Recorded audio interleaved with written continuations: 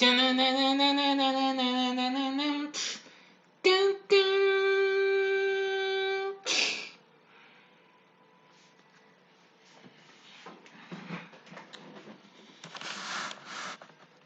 the Batman TV show celebrating its 55th anniversary, let's continue the Batmania with a ranking of my favorite episodes from the second season. Bad Days Entertainment Rankings and Reviews.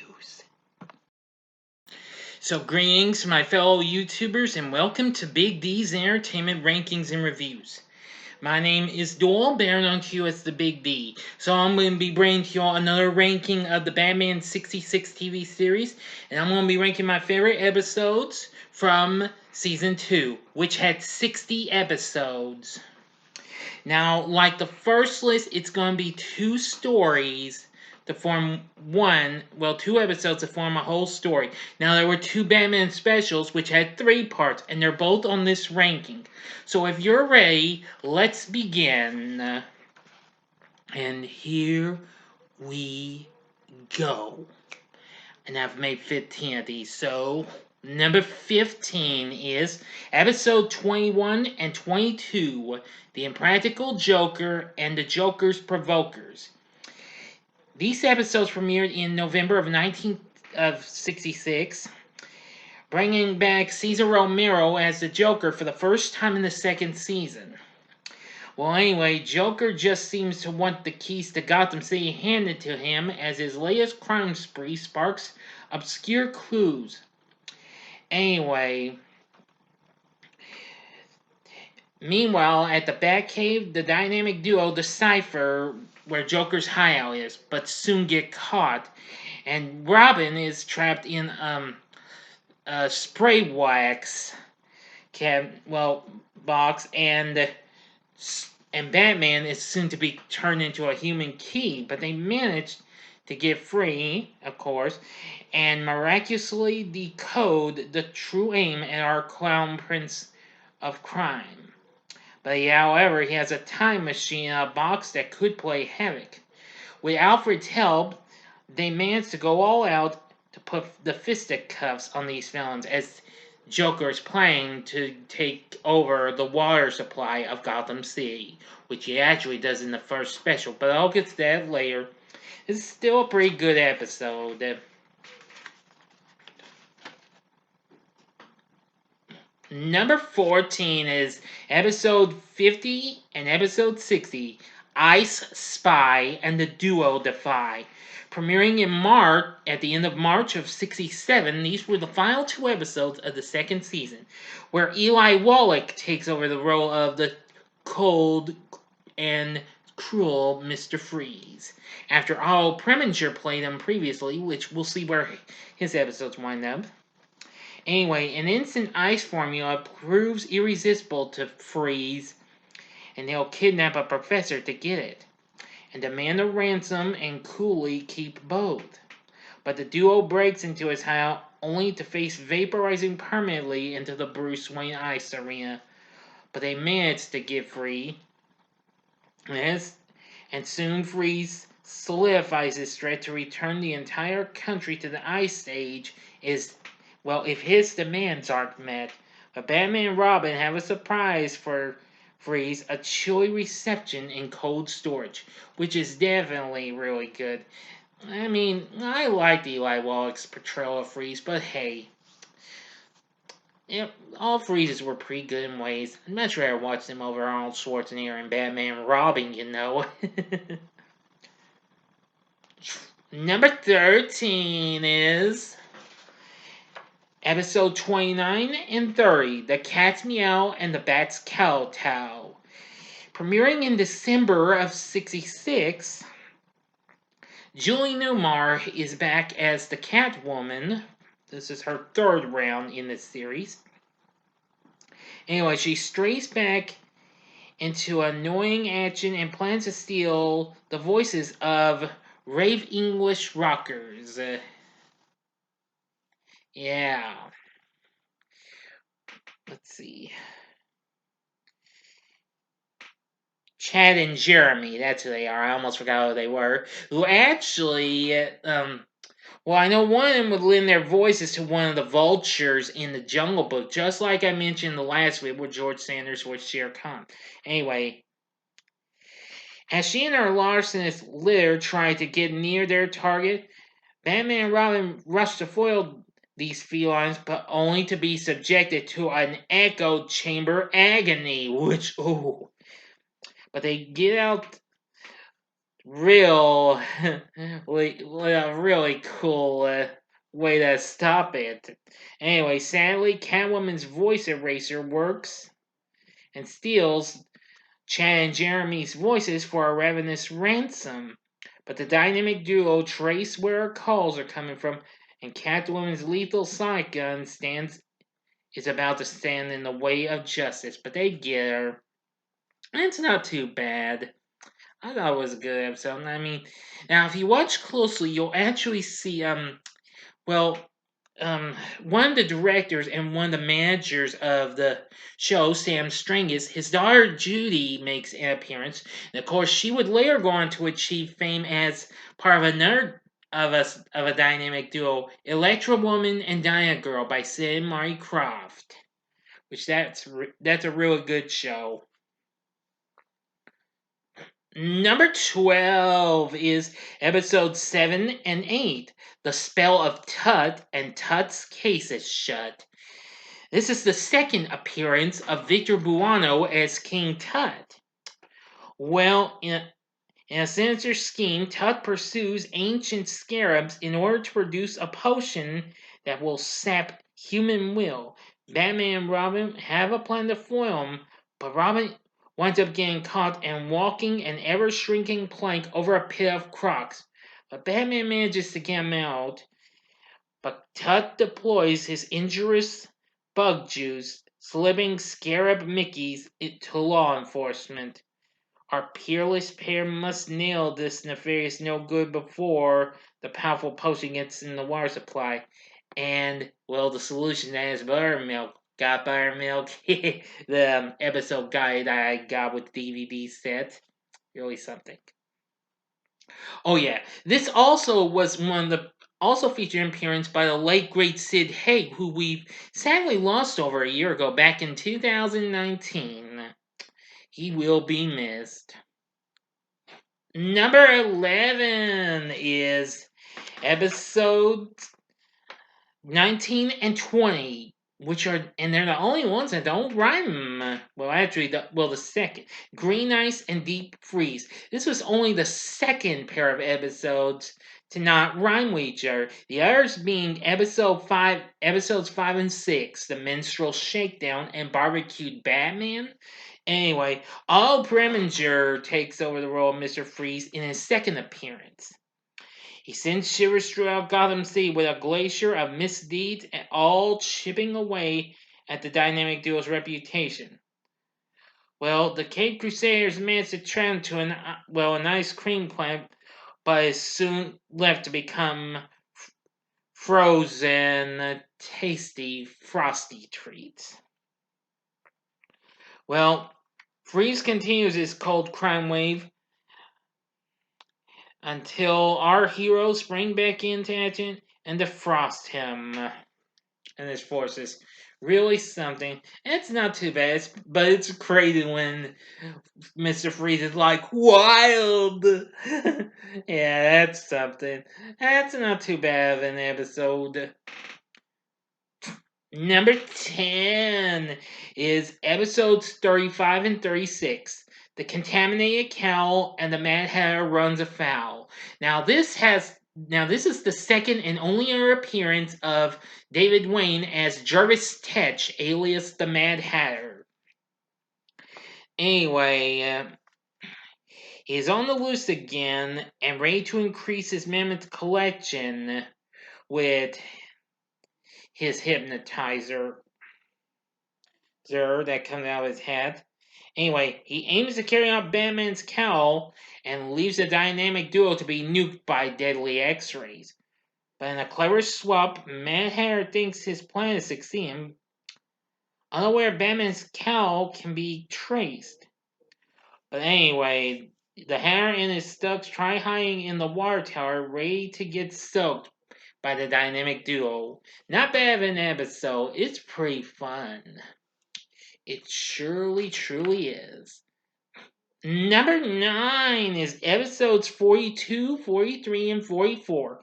Penguin is a girl's best friend. Penguin sets a trend. And Penguin's disastrous end. This is the second of the Batman specials, following episodes 37, 38, and 39, which we'll get to those later. Anyway, it's the Penguin and Marcia, Queen of Diamonds. Of course, Burgess Meredith returning as the Penguin. This would be his final appearance in the second season, and the second and only appearance of Marcia, Queen of Diamonds, played by Carolyn Jones, who you mostly know her as Morticia Addams of TV's The Addams Family, which was a recent hit for ABC. Anyway, Penguin's new front is a movie production company, and he gets Batman and Robin signed to act in his film. After 100 takes with Marcia in a kissing scene, our peerless pair is caught in the act and is about to get catapulted. Excuse me.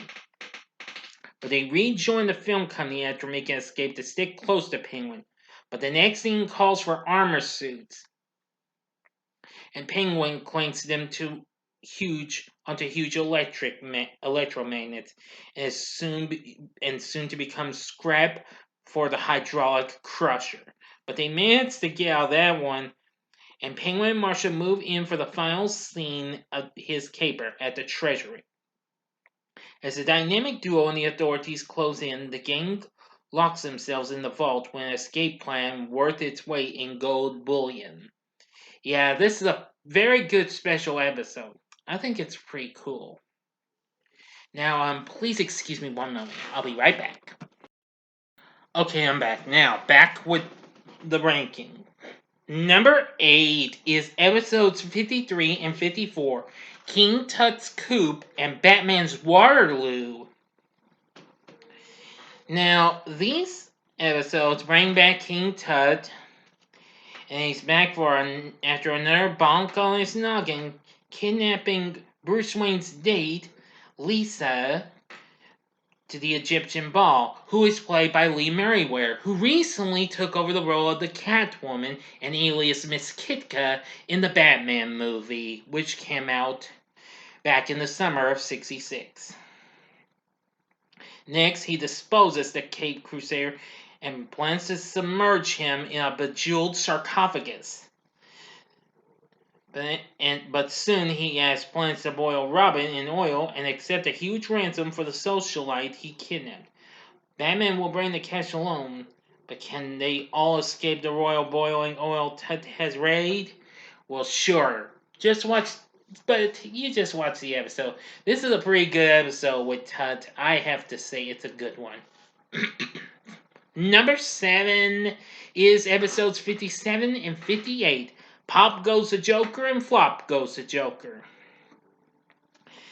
Well, Cesar Romero makes his final appearance in the second season as the Joker, but don't worry, like Penguin, we'll see more of him in the third season. The Joker knows the art of the steal, and his unexpected success as a pop artist leads him to open an art school with a sinister aim.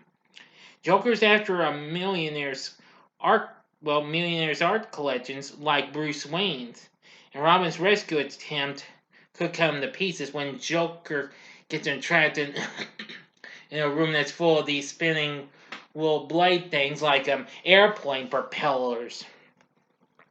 But it manages to get saved. The Joker works his wily ways towards swiping the museum's Renaissance collection, but Batman comes back swinging with a stroke of genius. Joker's not alive when he misses the elevator and gets the shaft. Very good episode. I think it's pretty cool. Yeah. Number 6 is episodes 23 and 24. Marcia, Queen of Diamonds, and Marcia's Scheme of Diamonds. Now, this episode introduces us to Marcia, Queen of Diamonds. Anyway, Maleficent Marcia is as persuasive as she is power hungry. She's after the Bat Diamond, which drives the Batcomputer at all costs. And she uses these little love darts to put any man under her spell. But once she has Robin under her spell, Batman must marry her to save him. Well, he tries, but anyway, Aunt Harriet and Alfred manage to come at the last minute and save Batman from the altar. But the Queen of Diamonds will stop at nothing and seeks more powerful potions from her aunt. To pour, and the horrors. It appears she's cut our Crusaders down to sides in the form of toads, but that plan backfired. You'll see if you've not seen the episode. Number 5 is episodes 13 and 14. An egg grows in Gotham, and the Yegg-Foes in Gotham. Now, this episode introduces us to the villain Egghead, played by Vincent Price. Yep, and exceptionally, yeah, because he always uses an egg, well, with the words that start with an EX, it says egg. Well, he's exceptionally greedy. But anyway, he and his lackeys are poised to poach Gotham's charter and use a loophole to own it all. The dynamic duo is onto him, but in a scathing scramble, through the electro-thought transfer of eggheads could leave our heroes at wit's end, revealing Bruce Wayne's really Batman.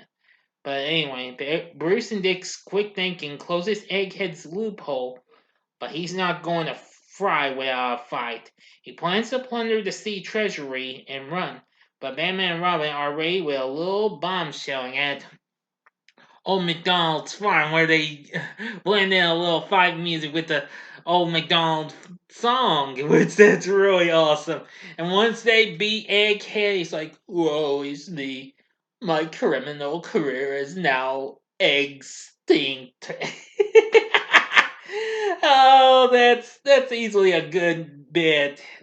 Gotta love Vincent Price. He's absolutely good. We would see more of him in the third season, though. Number 4 is, well, let me. Oh yes, is episodes 17 and 18. His Honor the Penguin and Dishonor the Penguin. Now, these two episodes, kind of would serve as what they were trying to find with the plan for Penguin to become mayor in Batman Returns years later. Penguin makes himself popular in the polls by endearing the citizens with good deeds and a beaky bid for mayor. Batman must throw his cow into the ring, but the Brashbirds' campaign tactics may melt down the race as they are about to be dropped in acid. But anyway, the dynamic duo escape and continue their campaign debates, and the feathers fly. But suddenly, punks are pinching jewels at a convention. Penguin pops more crooks than Batman and just might become mayor. Well, on the contrary, you'll see what happens. This episode actually had appearances from the band known as the Raiders, Paul Revere and the Raiders. You also get a little uncredited appearance by Alan Lennon, who of course was best known as the host of Password and of course was the husband to a certain Betty White. Yes. Anyway, that's a pretty good episode. But these last ones are true classics in my book. Number 3 is episodes 25 and 26. Come Back, Shame, and It's How You Play the Game. Now, this set of episodes introduces us to the outlaw known as Shame, played by Cliff Robertson, who, of course, had recently had success with the movie Charlie, and he would later go on to play lots of other things, especially playing Uncle Ben in Sam Raimi's Spider-Man trilogy. Anyway, he's all over town, Seamus, stealing hot car parts so he can outrun the Batmobile with a fast truck. With his colleagues, Okie Annie, Rip Snoring, and Messy James. But anyway, Bruce Wayne's limo is used to snare the hombre, but Shane gets a drop on the duo, and they're staked out, ready to get crushed by a herd of cattle. Yeah, and one scene Batman's like, shame on you, shame. It's like, watch your tongue. But they managed to get away, and they found a little boy named Andy who lends his radio to Shame, named Andy. Well, Shame's true aim is on 4 prize bulls worth over $1 million, and he rustles them away easily in his super truck as he manages to get it done. Once Laughing Leo, played by Milton Frum, who I mentioned in my Batman live stream, he was an admiral in the Batman movie. He plays another one of Shame's colleagues. Runs a car lot, who reveals that Batman and Robin are still alive. But anyway, Batman steers his attention to the KO Corral and feeding time, where he expects a final showdown and manages to take out the bad guys, and Andy comes in the end to get his radio back. This episode's classic. I really do love it. Number 2 is episodes 3 and 4. Off the Grill and the Cat and the Fiddle. Now, this marked the second appearance of Julie Newmar as the Catwoman. This is one set of episodes I've watched many times. Well, after we thought she had disappeared in that chasm in her first appearance, Catwoman is alive and living in Gotham City once again, slinking for various prizes to purloin and equipped with cat darts filled with catatonic for our dauntless duo. Wow, it's pretty intense.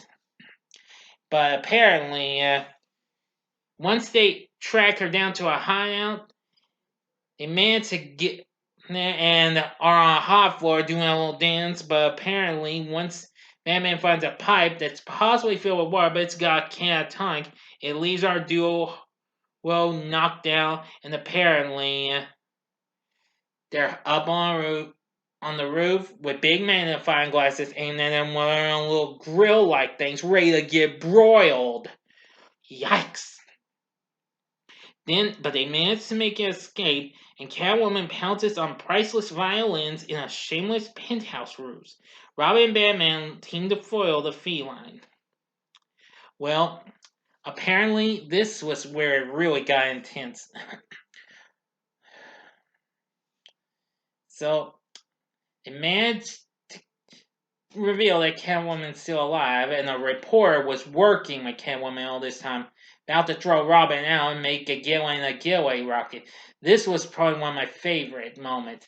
Batman couldn't get up, but he used some rockets he was working on to get the elevator to go up.